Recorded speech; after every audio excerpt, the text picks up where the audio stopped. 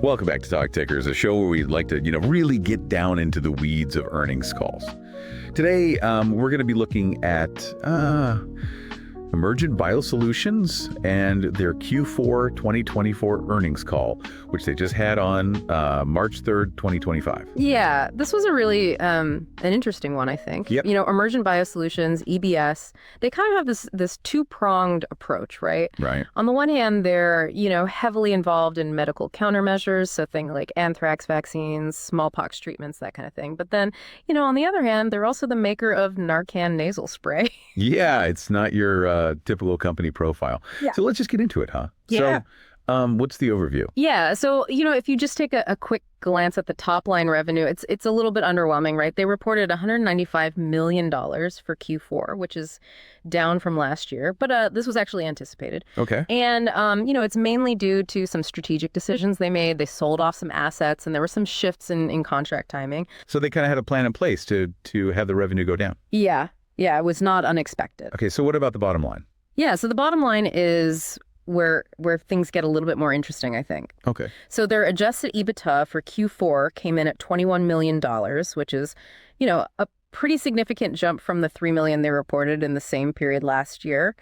And their gross margins saw an improvement of 800 basis points year over year. They came in at 40%. Wow. That's a big jump.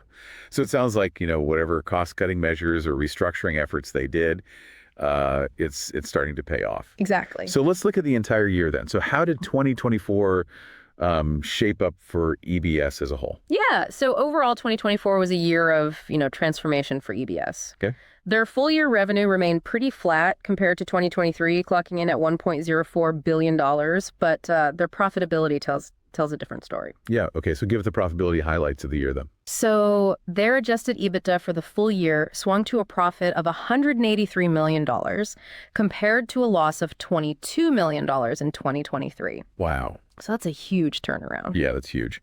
So, it sounds like the revenue shift we just talked about and then whatever these cost reduction initiatives were that they did, looks like it's really, really starting to help them out. It is. So let's talk about debt. They've been working on trying to, pay off that debt or deleverage, whatever the word is. Right. So how did that go for the year? Yeah, so they were very active, with this. And they were able to kind of chip away at their debt through a combination of moves. Okay. First, they completed about $117 million in asset sales. Then they received a $50 million settlement payment from Janssen Pharmaceuticals. And then finally, they refinanced their debt, extending the maturity to 2029. So what does all this mean for their total debt? Yeah, so their net debt now stands at $601 million, which is a 21% reduction from where it was at the beginning of 2024. And this also brought their net leverage ratio down to 3.3 times adjusted EBITDA.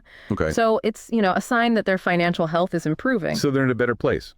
So, but let's talk about the future now. Yeah. So what kind of guidance did they give for 2025? So they did issue guidance, but it was a little bit cautious. Okay. They're projecting total revenue in the range of $750 million to $850 million for 2025. Okay. Which, may seem like a step back from their 2024 revenue, but you have to remember that, they did divest some businesses and they had that one-time settlement payment last year. Right, right. So those two things are kind of skewing things a little bit. But why the note of caution, though? You said they were a little bit cautious. Why is that? Yeah, so they mentioned that they're being a little conservative in their outlook because of, the potential impact of the new administration. Okay.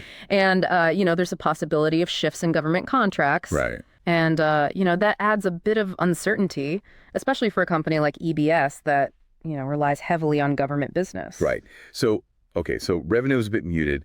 But what about their profitability? Are they expecting to keep those strong margins that we saw in 2024? Yeah, so actually they're guiding for even better margins in 2025. Okay. They're projecting a total segment adjusted gross margin of 48% to 51%, which, is pretty impressive considering that, projected revenue dip. Okay. And then their adjusted EBITDA guidance also falls between, $150 million to $200 million, which suggests, profitability should remain strong. So it's kind of a mixed bag. Yeah. Potentially lower revenue, but with sustained or even improved profitability. Yeah.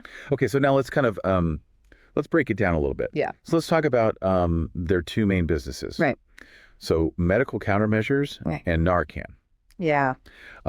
So what do they say about medical countermeasures? So they really emphasize that this segment, which focuses on developing and supplying vaccines and treatments for potential bioterrorism threats, they emphasize that, this is very well aligned with the government's, key biodefense priorities. Okay. And, they highlighted the importance of their anthrax and smallpox vaccines, and they actually secured $550 million in biodefense contract modifications in 2024 alone. So, sounds like a really solid business, a very, very critical market that they're in.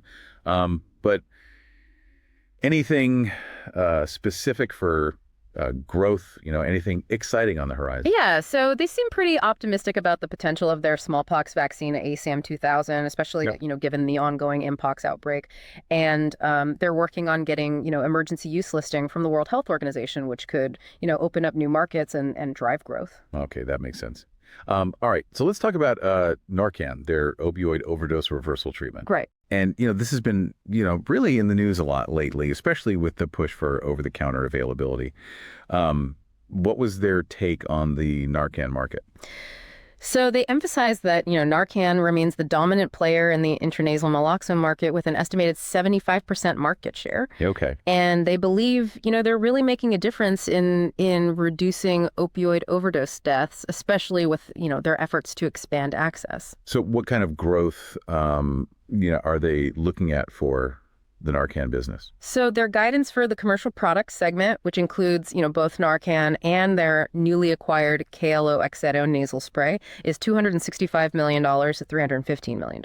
Okay. So, this suggests they're expecting, continued growth in this market. They also mentioned that they anticipate the total naloxone market in terms of like unit volume to grow at, a healthy mid to high single digit rate. Interesting. So, they just added KLO XZO to their portfolio, and that's, a higher dose naloxone spray. Right. How do they plan to, position that, with Narcan already being there? Yeah. So they see KLO XZO as like a complementary product to Narcan, particularly useful for cases involving, higher fentanyl dosages. Okay. Which sadly are becoming, more and more common. Yeah. And they plan to leverage their existing distribution network, especially their Narcan Direct program, to make both products, readily accessible to first responders and other key stakeholders. So it sounds like they really have a solid plan. Now, I know you've been looking at all this information and thinking about it,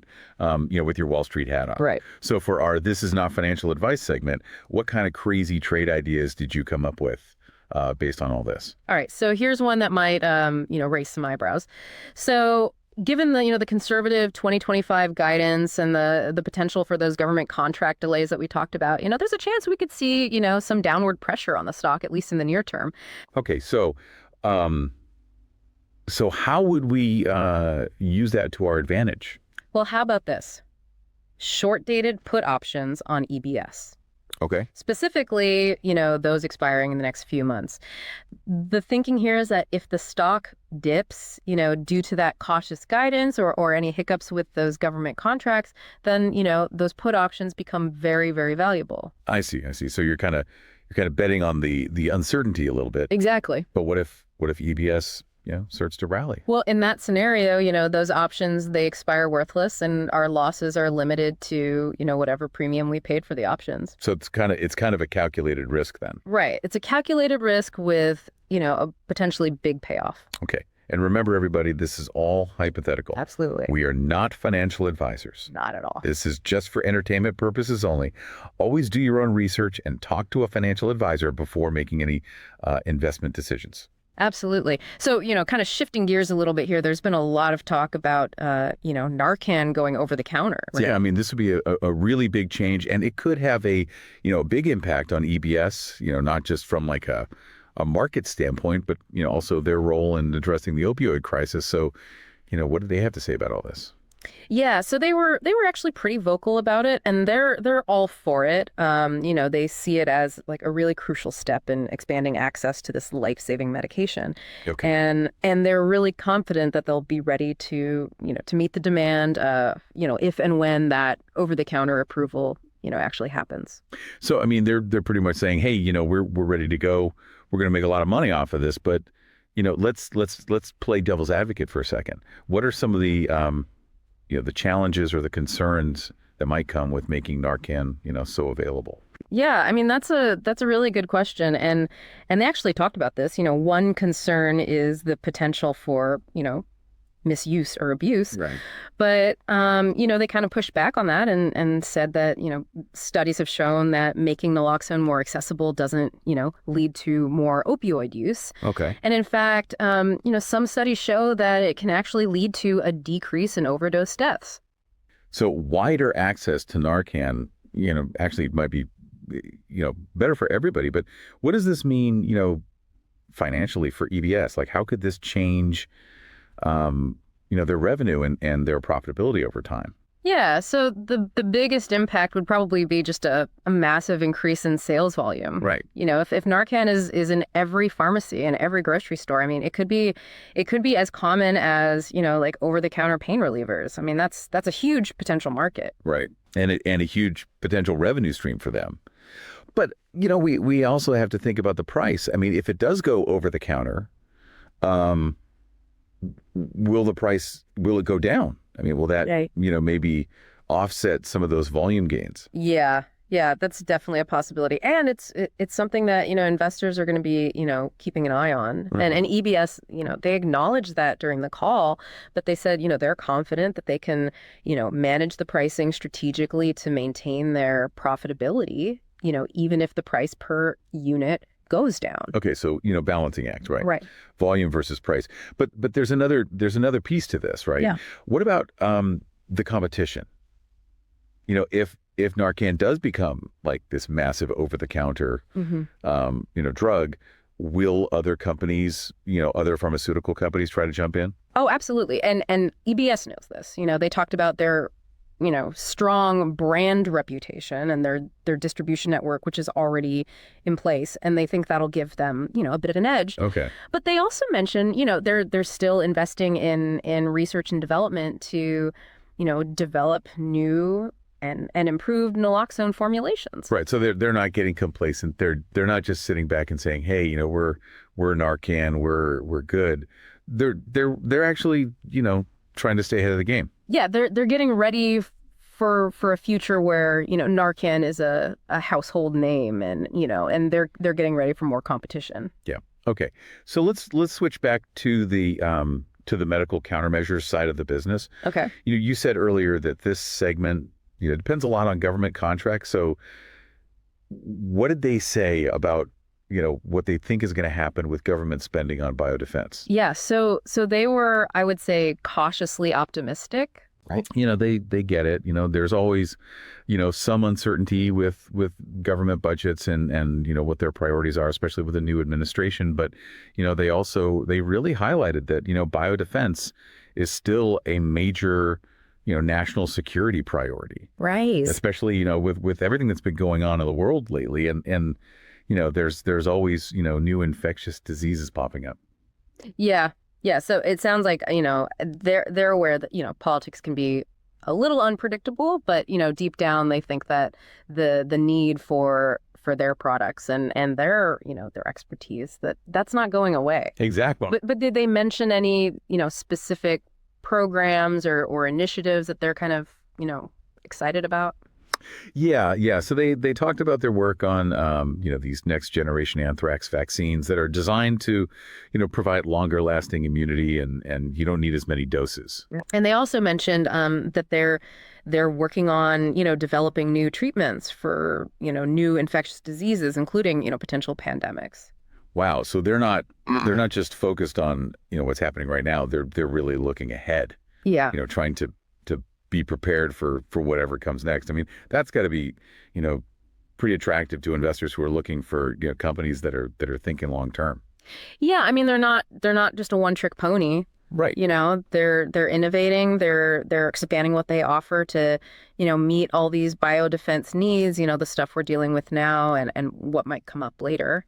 So, let's go back to the fun stuff for a minute. Okay. The trade ideas, we talked about that short dated put option play, but what about something a little more out there? All right. So how about this? A long-term call option on a biodefense index. A biodefense index. Okay, I like where this is going. Tell me more.